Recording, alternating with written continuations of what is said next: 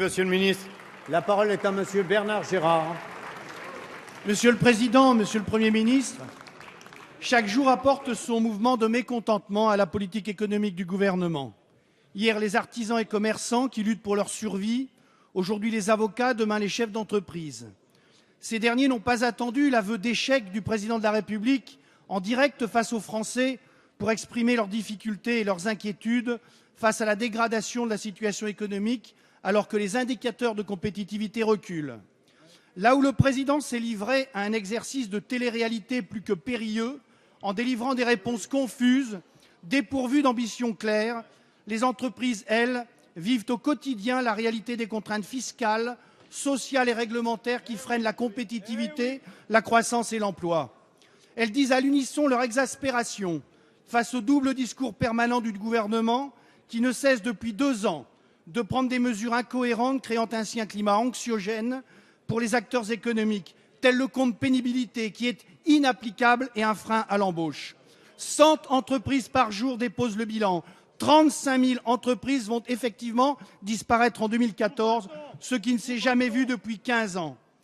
Grandes ou petites, ce sont les entreprises qui financent l'économie française en prenant des risques. Elles aspirent à travailler sereinement et à se développer pour maintenir leurs activités et créer de l'emploi. C'est ce qu'a justement rappelé la chef d'entreprise du Nord face au Président de la République en mettant en avant les taxes, les charges, l'insécurité juridique qui freinent l'activité. La seule réponse du Président de la République fut une formule magique, le CICE, qui, alors que son impact est infime et qu'il n'est pas de nature à augmenter le chiffre d'affaires et donc l'emploi. Nos entreprises françaises sont pourtant pionnières dans maints domaines. Monsieur le Premier ministre, quand allez-vous faire le pari de l'emploi? Quand allez-vous cesser les grands discours et passer aux actes? Quand allez-vous faire confiance à nos entreprises pour redresser le pays? Merci. La parole est à Monsieur Emmanuel Macron, ministre de l'Économie, de l'Industrie et du Numérique. Monsieur le Président, Mesdames, Messieurs les députés, Monsieur le député, vous traduisez par vos propos une exaspération qui est légitime, et légitime depuis le premier jour s'il s'agit de l'aspiration des chefs d'entreprise, en particulier des chefs de petites entreprises qui vivent un quotidien difficile, celui de notre économie et celui que nous connaissons toutes et tous. Et notre responsabilité à toutes et tous, c'est précisément d'apporter des réponses à cette situation.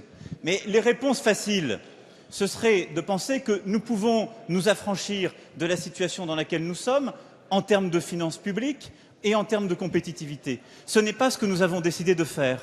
Aussi, dès l'année 2012, vous l'avez rappelé, mais ce ne sont pas que des mots, et vous avez tort, monsieur le député, de réduire cela à des mots.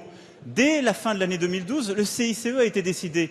C'est un crédit d'impôt qui est important pour nos chefs d'entreprise. Des rapports parlementaires ont été remis récemment, un rapport a été remis pour le comité de suivi présidé par le Premier ministre qui montre que cet argent a bien été touché par les chefs d'entreprise et est une réalité économique pour ces derniers. C'est une première réponse. Il a été complété en début d'année par un pacte de responsabilité et de solidarité qui est une décision qui consiste à aller plus loin et donc au total à porter à 40 milliards d'euros sur les 3 années à venir les allègements de charges et d'impôts pour les entreprises et les entrepreneurs.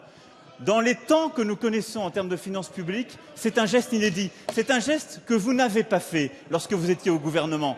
Et vous ne pouvez pas nous reprocher aujourd'hui d'avoir pris les décisions que vous n'avez pas eu le courage de prendre, d'avoir à régler une situation de finances publiques que vous n'avez pas eu le courage de régler. Enfin, nous allons continuer ce travail et la réforme continuera avec les dispositions que dans les prochaines semaines nous proposerons dans le cadre du projet de loi pour l'activité et la croissance conformément à la déclaration de politique générale du Premier ministre.